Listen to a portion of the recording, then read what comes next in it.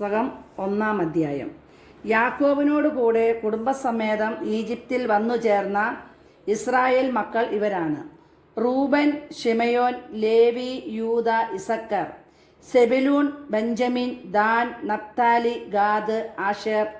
യാക്കോബിൻ്റെ സന്താനങ്ങൾ ആകെ 70 പേരായിരുന്നു. ജോസഫ് നേരത്തെ ഈജിപ്തിൽ എത്തിയിരുന്നു. ജോസഫും സഹോദരന്മാരും ആ തലമുറ മുഴുവനും മരിച്ചു. എന്നാൽ ഇസ്രായേലിൻ്റെ സന്താന പരമ്പര വർദ്ധിച്ചു, വളരെ അധികം ശക്തി പ്രാപിക്കുകയും രാജ്യം മുഴുവൻ വ്യാപിക്കുകയും ചെയ്തു. അങ്ങനെയിരിക്കെ ഒരു പുതിയ രാജാവ് ഈജിപ്തിൽ ഭരണാധികാരിയായി. അവന് ജോസഫിനെ പറ്റി അറിവില്ലായിരുന്നു. അവൻ തൻ്റെ ജനത്തോട് പറഞ്ഞു: നോക്കുവിൻ, ഇസ്രായേൽ ജനത്തിൻ്റെ എണ്ണവും ശക്തിയും നമ്മുടേതിനേക്കാൾ അധികമായി വരുന്നു. ഒരു യുദ്ധമുണ്ടായാൽ അവർ ശത്രുപക്ഷം ചേർന്ന് നമുക്കെതിരെ പൊരുതുകയും അങ്ങനെ രാജ്യം വിട്ടുപോവുകയും ചെയ്തേക്കാം. അതിനാൽ അവർ സംഖ്യയിൽ വർദ്ധിക്കാതിരിക്കാൻ നമുക്ക് അവരോട് തന്ത്രപൂർവം പെരുമാറാം.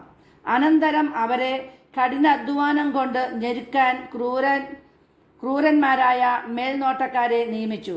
അങ്ങനെ ഇസ്രായേൽക്കാർ ഫറോയ്ക്കു വേണ്ടി പിത്തോം, റമേസ് എന്നീ ഭരണാധിക നഗരങ്ങൾ നിർബന്ധിച്ചു.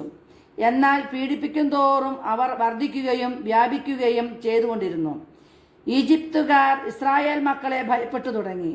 അവരെ കൊണ്ട് നിർഭയം അടിമവേല ചെയ്യിച്ചു. കുമ്മായവും ഇഷ്ടികയും കൊണ്ടുള്ള പണികളും വയലിലെ വേലകളും കഠിനാധ്വാനം കൊണ്ട് അവരുടെ ജീവിതം ക്ലേശപൂർണമാക്കി. മർദ്ദനത്തിൻ കീഴിൽ അടിമവേല ചെയ്യാൻ ഇസ്രായേൽക്കാർ നിർബന്ധിതരായി. Praise the Lord. Hallelujah. Amen.